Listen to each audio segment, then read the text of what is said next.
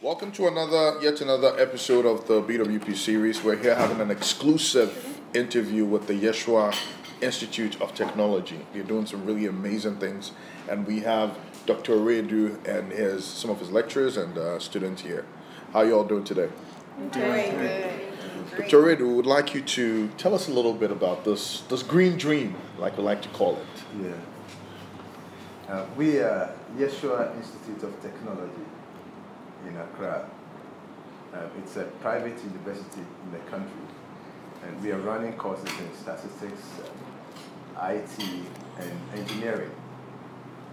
And our interest is very much in sustainable environment and energy engineering. We have a dream to build a very powerful campus, a green campus, a campus where we wouldn't depend on the country's national grid on energy at all. We wouldn't depend on the country for the supply of electricity. We will generate our own electricity. We will also manage water on our campuses. We will sink wells and boreholes and harvest rainwater and storm water as well.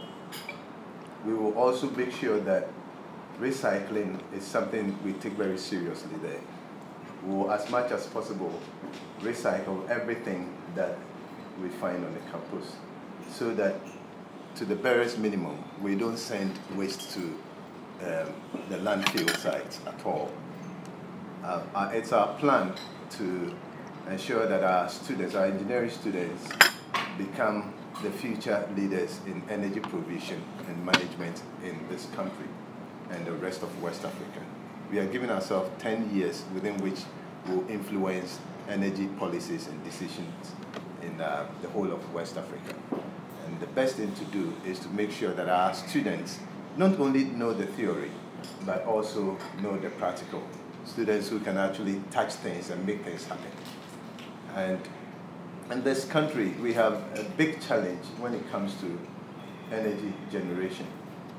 And we want to make sure that our students will focus on coming up with energy solutions which will solve our energy problems in this country.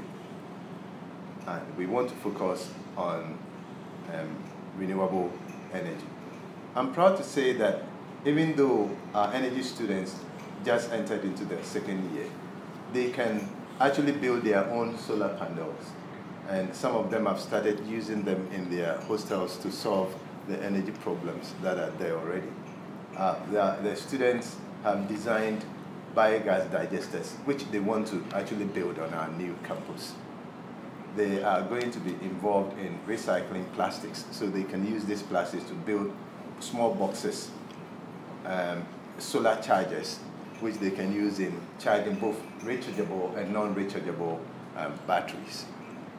They are also going to spend this Christmas holidays in developing, designing and building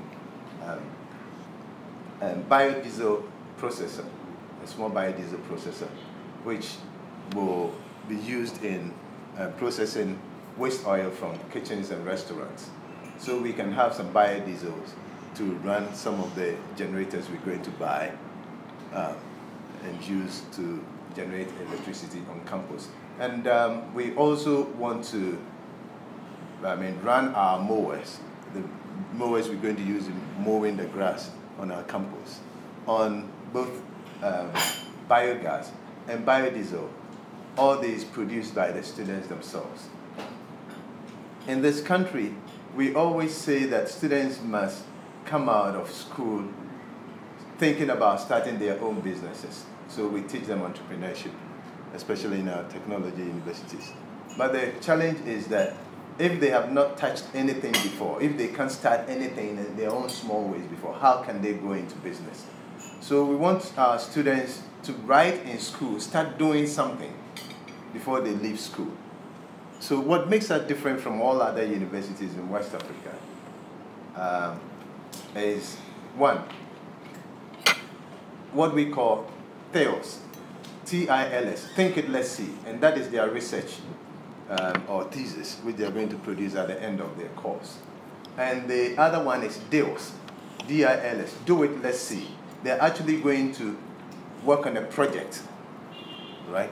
And it's a business project, so all of them are going to learn how to develop very powerful business plans and also go into something practical, using as much as possible, something very little as capital to build something, to design something. Yes. Once they initiate something and they are able to overcome the fear of failure, they are into business. They will be armed with something little to start with. I am happy that very soon, when we go to our new campus, the students will not have to struggle too much with their cooking, because they've started building solar cookers already. And they can push in whatever food they want to cook into these solar cookers, and the sun will cook it for them. So we're making sure that they are living on our new campus, which we call the Green Campus, which I'll describe later, will be sustainable. Beautiful, beautiful, interesting. So these are some of your students. What's your name? My name is Emmanuel. Emmanuel, and what are you currently working on? What projects do you have in line? Actually, I'm a final year student of Yeshua Institute of Technology, and I'm reading medical records management. And as a final year student, and as part of the university requirements, we are out on a project. And currently we are at Prince of Peace Maternity Home and Clinic, trying to convert their paperwork into an electronic data records management, in the sense that the Ministry of Health has come out with a particular software that has been generally accepted and has to be used in all health facilities, and is known as the DHIMS.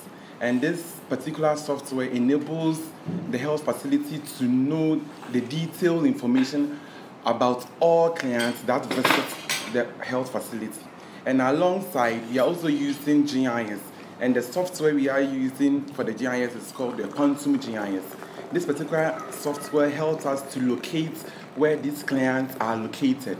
As in when we take a particular locality, where they are distributed, we are able to find out that this person is staying here, that person is staying there. So when the person visits the health facility for treatment and the person goes back home, follow-ups can be made because we can easily identify the person's location from the software. That's what actually we are doing right now. And then currently, we've been able to go through it, and we brought it to one. And yesterday was our final day. Wow. And on Monday, we are going to have a grand presentation on it, and we will educate the staff there as to how they can effectively use the software in their facility. Can this be used for tracking epidemics and stuff like that? Yes, of course. Because if there is an outbreak of, say, cholera, this software, or Ebola, that we all now know about, this software can help us identify those areas very quick. You don't have to really travel from far distances to look out for those areas. You can sit in your room, and with the help of the software, just trying to call the areas into the GIS environment, you'll be able to locate all those areas that are prone to those epidemic diseases. And you can sort of track from source, see where they come from? Yes. Interesting. What about you? I'm Jessica Oredu, doing information technology and systems. This is a combination of IT and business management. We were given a project, which is on the IT side, in the IT field, to design a website for a university. And it's really stressful when you're trying to get something to work and it's not working. But in Yeshua, we are determined, so we don't give up. We are being taught to keep trying until it works, because we are here to make things happen. And once you give up, you stop making things happen. And you don't feel until you stop trying. Exactly. So it was really tricky. We had 2 weeks to finish this new project, and we were all new to the web design and web development and all of that. But we did it. I did it. Okay. And we don't just in Yeshua Tech, we don't deal with just the theory, that we are well involved with the practicals. There are some people who may have a lot of knowledge about what they're doing, but they don't have the skills. And in the job market, what they're looking for is people who know how to use their hands, you know, to do work, to do something. So that's interesting. So more practical experience, yes. More hands-on. Young lady, what about you? What are you doing at Yeshua? Well, okay, I'm in Shore. I'm studying. I'm doing my A-level at Yeshua. A-levels? Yeah. Okay. Advanced level, but from what everybody has said, actually, I go to every class to study something, like solar, and then the website programming. Like you have to just create your own website. Okay. I was part of the course where we were given work to do. Okay. To create a website for university. Okay. Yeah. It was hard the first time because I had to keep trying and trying and trying. I actually wanted to give up. But then the president of the school taught me something. Okay. That's why he's actually putting in every student of the school. If you fail, you know how to get up again. If you fail, you know how to get up again. Because when you stop failing, you know that I can actually do this. If I push on, I will go through. And then, come to think of it, imagine a university with solar, and then you have green grass on top of the roof. That will keep the rooms cool. And it's also going to keep the rooms cool, yeah. But then the solar is going to generate electricity for the school. Every single building, we call them intelligent buildings. So every single building has solar roofs, has green grass on top, broad windows for good ventilation. Yeah, have I told you that there's this researchers have actually found out that if there's enough ventilation and a lot of natural light going into a room, it increases a student's mathematical ability by 25% and increases their reading ability by 24%. Interesting. So it looks like we should be spending more time building the classrooms that we put students in so we can get more productivity. Yeah. How old are you again? 17. Wow, you know all this stuff at 17? Interesting. I don't remember what I was doing at 17, but that's good. That's impressive. And I'm proud to be Yeshua. Wow. A lot of passion there. Interesting.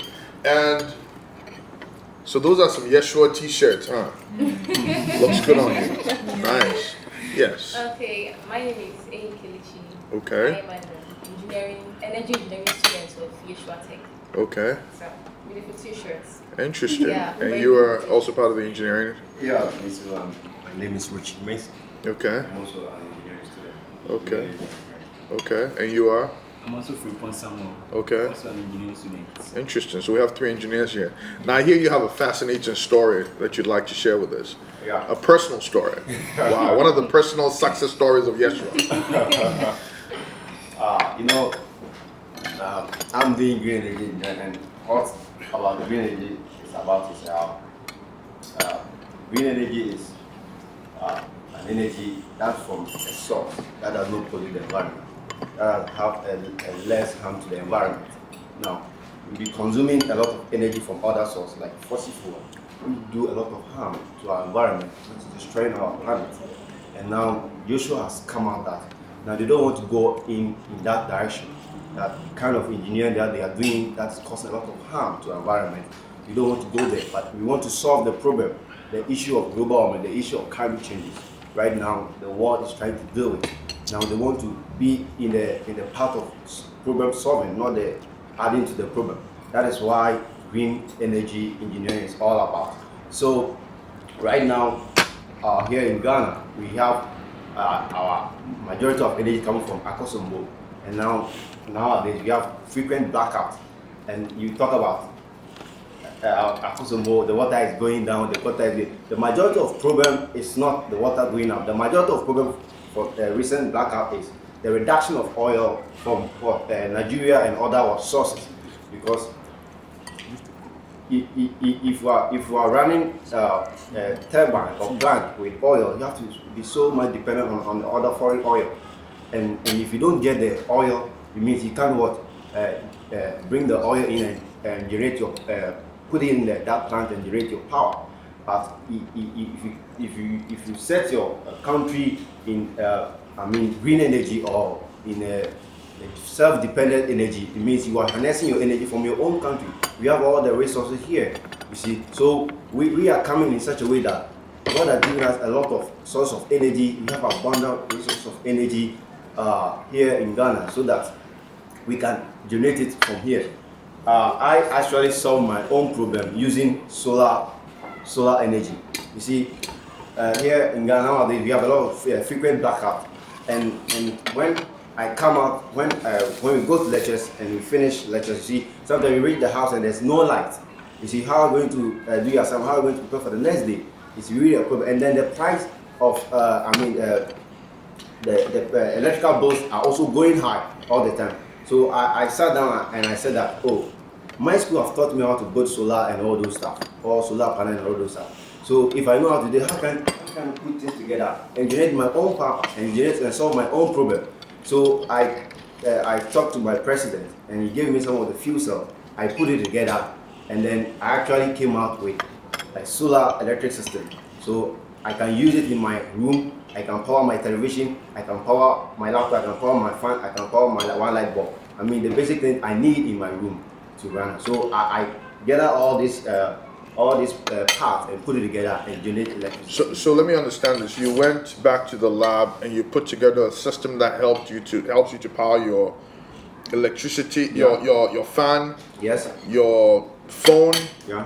your what else? My one light bulbs. Your laptop. Yeah. The laptop. Okay. My So TV. what is this about me hearing that the capital? Or how much did you spend? About how much you spend on this? All right. Total amount I spent on all the instruments and everything I used was about 1,000 Ghana cedis. About 1,000 Ghana cedis. Yes. So what is this that we're always hearing about? It's too capital intensive to go into solar. It's too capital intensive to start anything in solar. And I mean, it's not very true, is it? Yes. Solar right now, solar is very cost effective. Okay. Solar is very cost effective. If you compare solar to generator, Okay. you buy generator now, generator is going high. The price of generator is going, and now you put on oil price is also going high. But when you get solar, you don't need to. There's no running cost, and the maintenance is almost maintenance free. You don't have to put any maintenance. You see, so people have all the idea that solar is too expensive. Solar, the price of solar has cut down about 40%. It's electrically connected. So what's happening is that the light comes in through these windows, glass windows, and hit on it. And then the electrons move. When the electrons move, it generates what? Electricity. So when this one comes in, there is this small box, which is also a charge controller, which controls amount of voltage that's coming from here. Sometimes the voltage can go high, so it controls when the voltage peaks. So you don't have any problem with your. So apart from this charge controller, the power, the current runs through here to the storage system. The storage system, we store the excess electricity here. So someone asks, what about night? If there's no sunlight there, what will happen? The solar cells store the excess energy here. So at night you can still have power continuous. And after the storage, we have your inverter here, which converts the 12 voltage here to 240 voltage, which normally we need it in our homes and in our rooms to run our appliances and all those stuff. So here, what's happening? You have two light bulbs here. Here, one is DC, and one is AC. Now, this is AC bulb. When I turn this inverter on, it will come on. Yes, because this one is AC. Because you need an inverter to convert it to 220 degrees, 220 voltage to run this one. So if I put this one on, you see it is on. Because I just put the inverter on. The light is on. This is a direct on 12 volts. Direct. So when it comes on direct appliance, you don't need inverter. Inverter cost is up. If you are running your appliance with direct voltage. So if I put this one also on, you see that the direct appliance is also on. So this is how I connect my system in my hostel and how I'm using it. So whenever you put your appliances here, any appliance you put it here, you will have all your appliances running with solar. Okay, interesting. So what about the lady in the group? What is it you're working on? Okay, actually I don't have it because it's very massive. I couldn't really hear. Okay. But it's a solar cooker. Okay. Yeah, Canada in the world today, we use so much energy in cooking. The kitchen, you need to boil the rice at the same time boil this and that and that. I find that you're using so much of, methane gas to cook. At the time when you go to the gas station, you say, oh, the gas is finished, and your cooking, is cut short. So you see, you can make your cooking faster, easier, and less expensive when it comes to the sources used in cooking. So we have the solar cooker.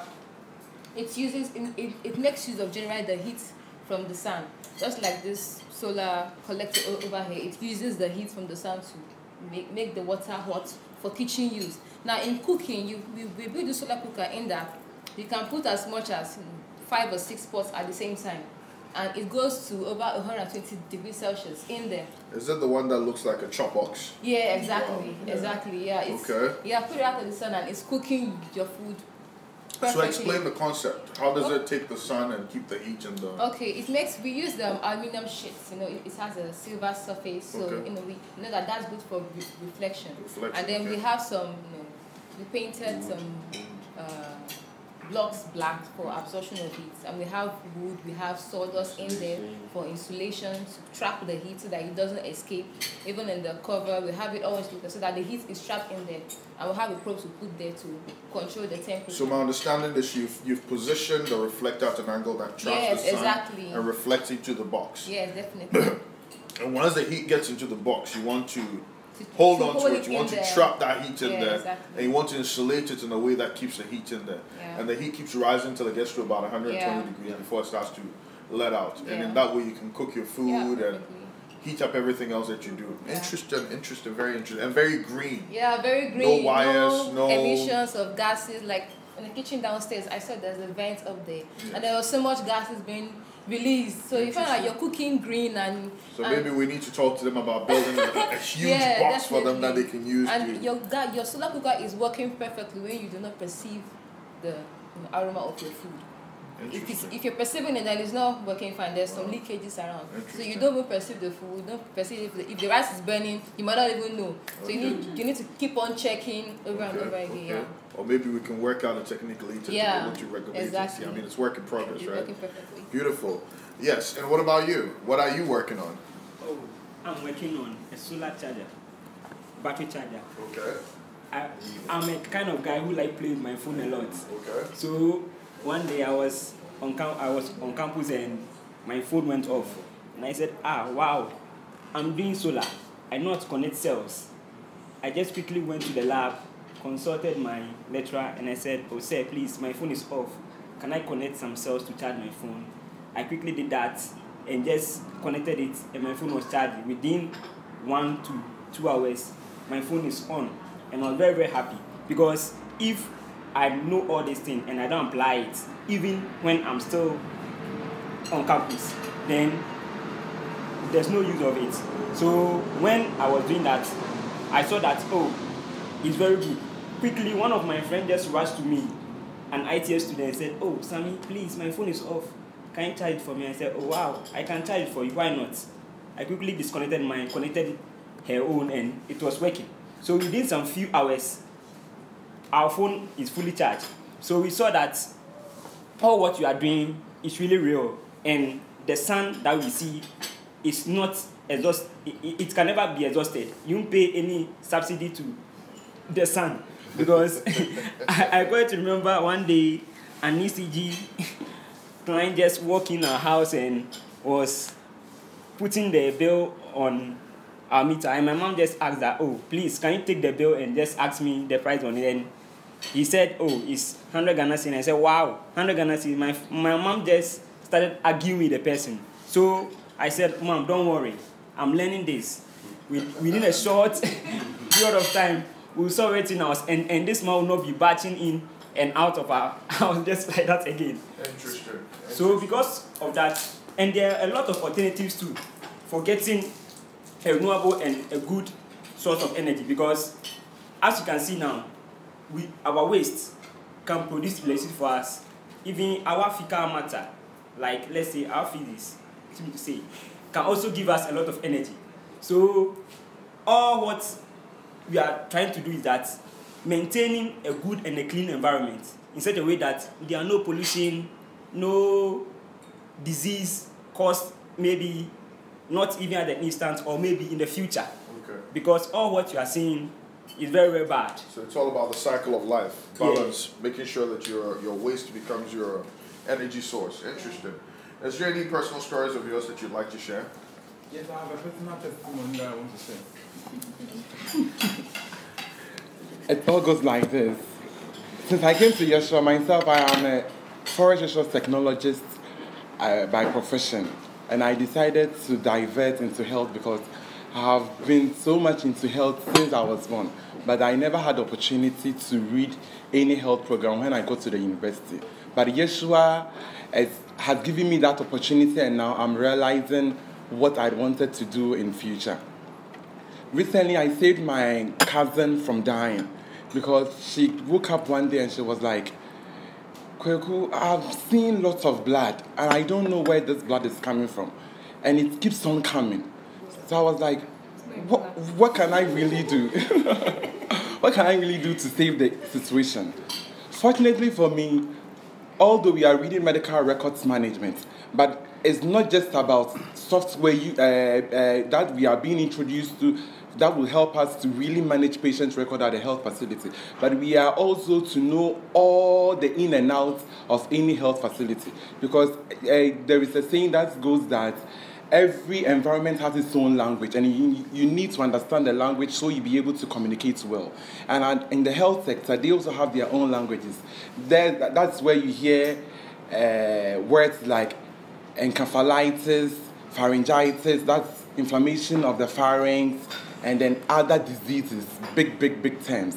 So I just looked at the situation, I was like, I've been taught pharmacology and therapeutics. I just went to my books, I glanced through all the drugs, I was like, no, I can prescribe tranexamic acid for her. If she takes it because tranexamic acid actually controls abnormal bleeding. If there is any abnormal bleeding from any of your orifice, this particular drug controls it.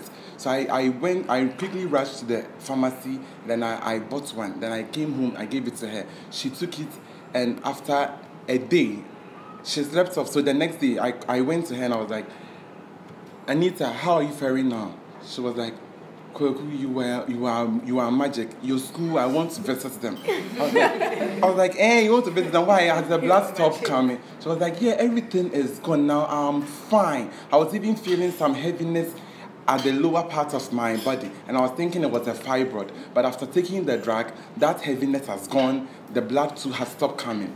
And then putting that aside, on our project there, all the health professionals there have been asking us, are you people medical students? And you're like, yeah. So where's your school? So it's at Sakama. They were like, wow, we want to visit them and then ask them more about your course. Because you are saying you are doing GIS and other softwares, yet you know everything about what is happening. Because we are in a maternity clinic, and all that is going on as to how the ladies are brought there during labor, the processes they go through, the dilations, the vaginal examinations they take. In fact, we know everything. The pantograph that is even used in measuring the length of descent of the baby coming out.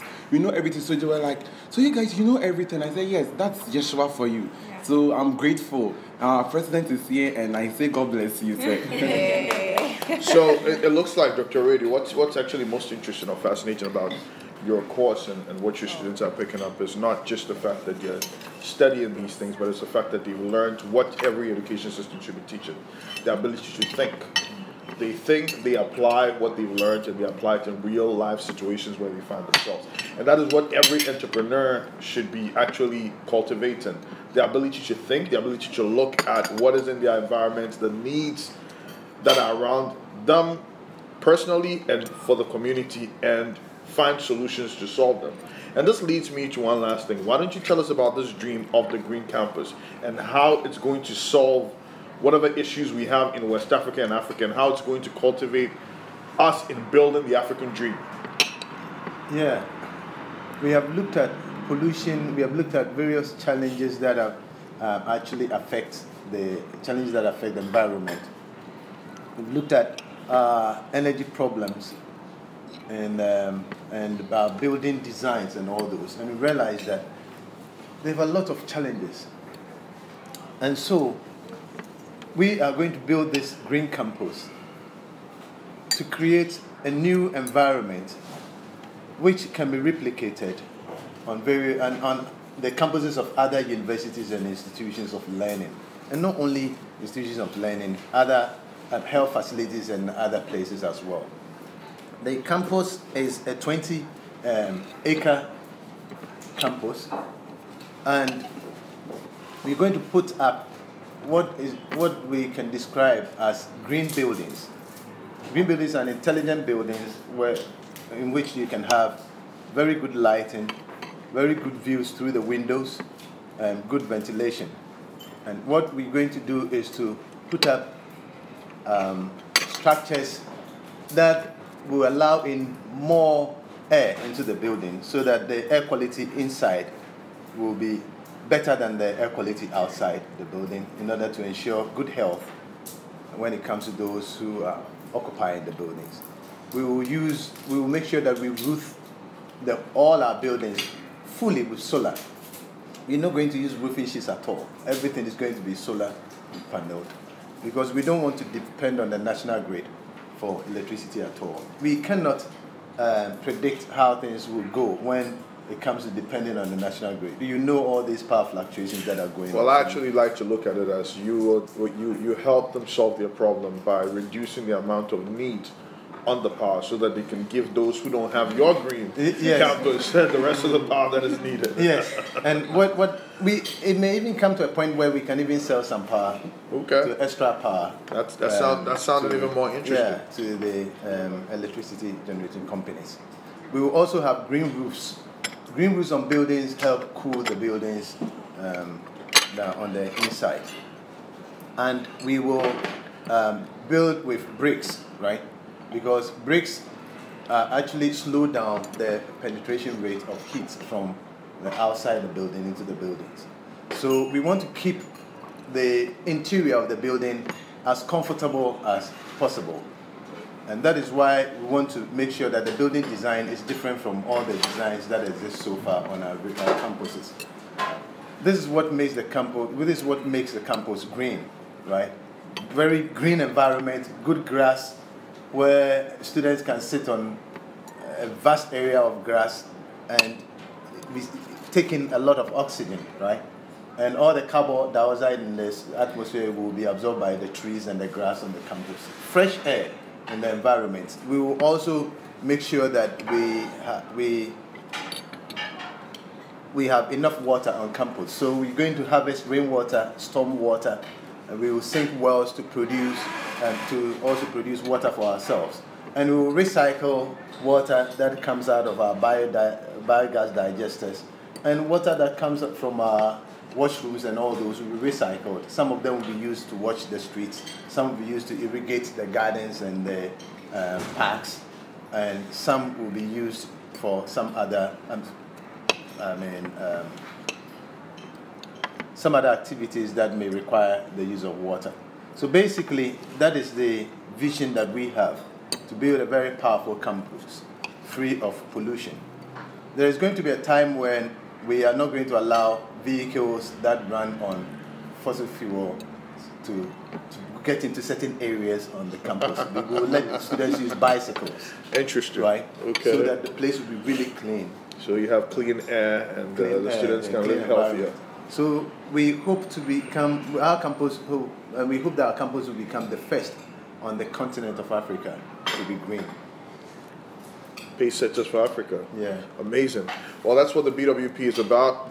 We've wrapped up our exclusive interview with Yeshua Institute of Technology. They are currently building this dream green campus, and we'll be counting on your support and your prayers as we make this a real story, make this a practical example that we can all follow for the sake of Ghana and for the sake of Africa.